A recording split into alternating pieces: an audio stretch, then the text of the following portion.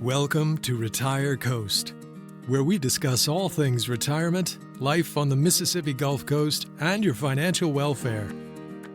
Bill Anderson, your host, is a serial entrepreneur having created many successful businesses and holds a real estate broker's license, speaks about personal experiences with each topic.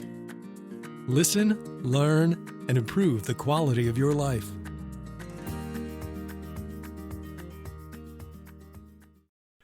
Welcome back to Retire Coast. The topic today is going to be how much can you deduct from your losses on rental properties? That's a question a lot of people ask, or at least they think about when they are considering what to do with their rental properties.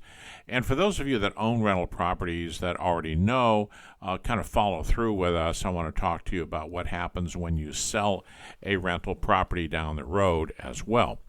So for any of you who are not aware, unless you are a real estate professional, or you are some type of a professional investor, and that's what you do for a living, and you can prove to the IRS that's what you do, you will not be able to deduct losses from your rental properties in the current year unless you had, of course, any type of income. And in the end, if you're showing a loss, let's say of $10,000 or $15,000, you're not going to be able to deduct that now. Now, not all is lost. You can push that forward until you reach a year in which you have earned a profit. And then you can use that delayed gratification, if you will, against that profit that you might make, say, in year 2 or year 3. Now, it's not uncommon at all for people who buy rental properties to have losses in the first year for a whole variety of reasons. The main one, of course, some of the closing costs that are deductible that first year, and also you have costs involved in setting up the business. The property itself, maybe you did some maintenance on it, but you've spent some money. You created a 401k, so all this cost all added up. And in the first year, even if you were able to rent it for 12 months, which generally doesn't happen. You'll buy it maybe in March or April, so you're not going to get 12 months of income from the property. So that first year may be a loss, but that loss is not lost forever, although you won't be able to deduct it against other kinds of income, such as W-2 income. It is held in abeyance, and later on, when you do generate a profit in year 2 or year 3, you can reach into that bucket, if you will, and you can apply what you need to, and the rest stays there. If you have a loss in, say, year 3 because you had major maintenance on the property, you had a terrible tenant that left and you had to do a lot of work on it, and you had another loss, well, that loss just carries forward and adds with the balance of the previous loss. If you go 2 or 3 or 4 years with losses, which you're not terribly concerned about because you bought the property really for long-term investment purposes, then all of those losses will carry forward and just accumulate until you need them or you sell the property. Now, if you sell the property for a profit, you can dip into that bucket of the delayed gratification, I call it, and you can apply it against the profit. So let's just say, for example, that you have $100,000 in accumulated expenses piled up, and you made $100,000 when you sold the property. You're going to break even. You won't have any tax liability. That's how it works. I know that I've talked to investors in the past, new investors, that thought that they could write everything off. And that's not really the case. Even if you create a limited liability company where you're entitled to write off expenses, those expenses end up coming to your tax return, and you're not going to be able to use that for the current year. Again, that's called passive income, and that's pushed down the road. So it doesn't mean that you shouldn't move forward with any plans you have to have rental properties, even if you think those properties may lose income. For the first year, you may be generating some losses. And if that fits with your plans, that's fine. Just keep in mind you won't lose that money, but more importantly, you won't be able to write off those losses in the first year if you thought you could to reduce your current year or the next year, for example, a tax liability. Then you cannot do that according to the IRS. But as I said, there are silver linings in many of these tax codes, and one of them is that you do not ever lose the opportunity to apply those losses against future income. It's a little bit like gambling when you go to the casino. If you make some money and it's reported to the IRS, you can grab all the information from the other casinos or that casino showing losses that you have, and you can offset that. You can't go with any extra losses, however, and that's the case really with real estate. It's very similar to that. But that loss will come back to you down the road. So it will definitely be a benefit to you. Now, depreciation, which is part of this whole process on the tax return, you're able to take 1/27th. You take a property and divide it into 27 and a half years, and you take that 127.5 year, and that's what you get for that year for your depreciation. What that is simply is that the government believes that the property is going to depreciate or be worth less over time. They're giving you a credit for that. So you'll be able to take that depreciation and deduct it from income. So depreciation is a good thing. It allows you essentially to borrow from the government tax liability you may have that you'll catch up with when you sell the property. So the way depreciation works is that when you sell the property 5 years, 6 years, 7 years, 10 years down the road, for example, you'll have to pay that depreciation back out of the profits that you made on the property. In other words, the government says, hey, you owed us X dollars that we allowed you to essentially borrow from us in year one, and then year 2, year 3, year 4, and now we want it all back when you sell the property. So that's essentially what that is a kind of a short-term or even a long-term loan of funds that you're not paying taxes on right away.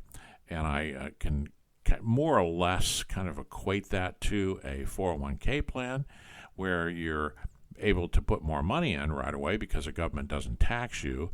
So you're essentially using the taxpayers' money for a long period of time, but eventually you'll have to pay that back. So it's somewhat similar.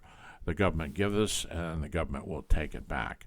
And that's essentially how depreciation works. That's the other kind of element, along with any loss that the depreciation adds in with any operating losses that you have to come up with that total loss that you will move forward until you can use it all.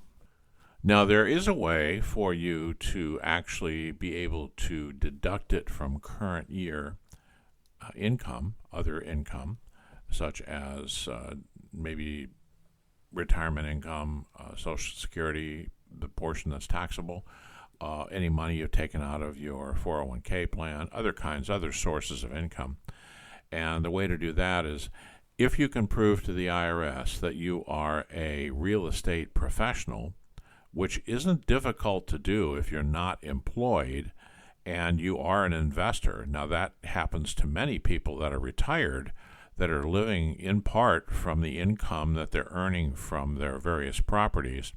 Sometimes the property doesn't generate an income. Maybe they have one that's not generating one and one that is generating one. So at the end of the day, there's some type of a loss, and they're absorbing that loss from their real estate business by pulling funds out of 401k and other areas. If there is a loss in those circumstances, they may be able to prove that they're real estate professionals because they're managing the property. They are taking an active role in deciding who goes into the property, collecting the rents, having responsibility and being involved in the maintenance of the property, paying the taxes, all those tasks that are involved. And if you can show that you're doing that, then you may be able to get a current year deduction as a professional. You may still be able to use a property manager and still claim yourself as a professional if you are engaged with a property manager making joint decisions on the property. Now, I am not telling you to do this here. Understand that. This is just my impression of how the law does work, and you should seek help from a CPA, preferably, or a tax person that can advise you on whether you would meet the test as a real estate professional, or whether that's even important depending on your circumstances. If you are, for example, retired and you're living from income on your properties, which generally means that you're making a profit, this is not really an issue.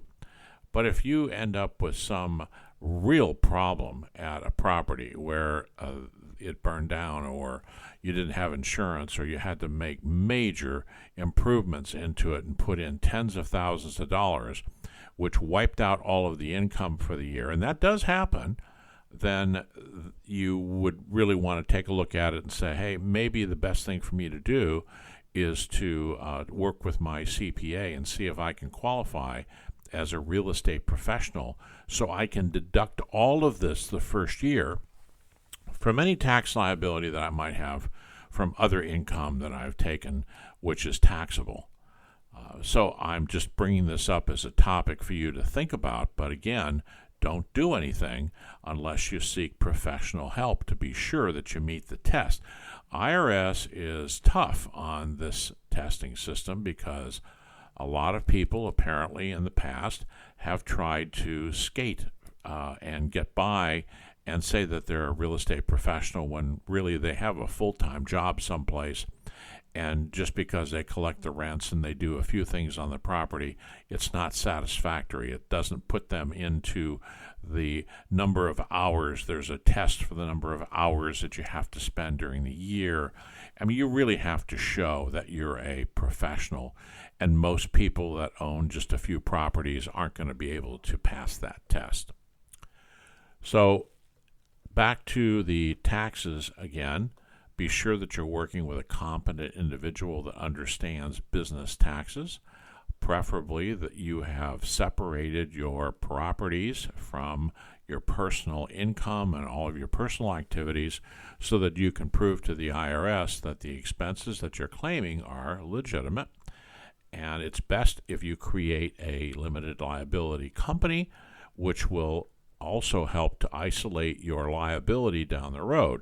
If someone gets hurt on the property and they come looking to you for it because you own that property directly in your own name, then they can come after anything else that you own in your own name, such as your house or your cars or anything else that's paid off. So it's better to take a hard look if you're a real estate investor, even if you only have one property, and possibly create a limited liability company. This way you set up everything from your accounting to your deed, etc. All of that is owned as if it's a separate entity, isolating your personal assets from your business. It also makes it very clean to have the income and the expenses come in and out of the same checking account, and it's separate from your personal account altogether. So I'm recommending that you consider this if you haven't already done that, and then you can read about how you can make that happen. If you go to our website, retirecoast.com, you'll find articles on this, a number of articles on investing and how to deal with 401ks and other assets that you have that you may want to use to buy properties. We've written a lot of articles, again, at our website, which is retirecoast.com. Well, thank you for coming to this very abbreviated session, and I hope that you come back and listen to other podcasts that we have. We like to vary our topics, give you something on lifestyle, something on finance, something about living on the Mississippi Gulf Coast, which I love to do. So again, come back to us, and I thank you for listening this time.